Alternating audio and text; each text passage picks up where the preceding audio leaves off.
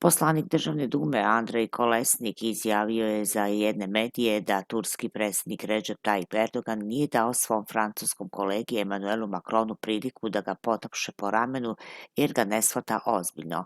Prema rečima političara, kada je Erdogan zgrabio Macrona za prst, time je pokazao svoje nepoštovanje prema celoj Evropskoj uniji. Kolesnik je primetio da Macron ne liči ni na šefa države ni na lidera nuklearne sile zbog njegovog čudnog ponašanja, ponekad sa ženom, ponekad za torbom u vozu, ne shvataju ga ozbiljno.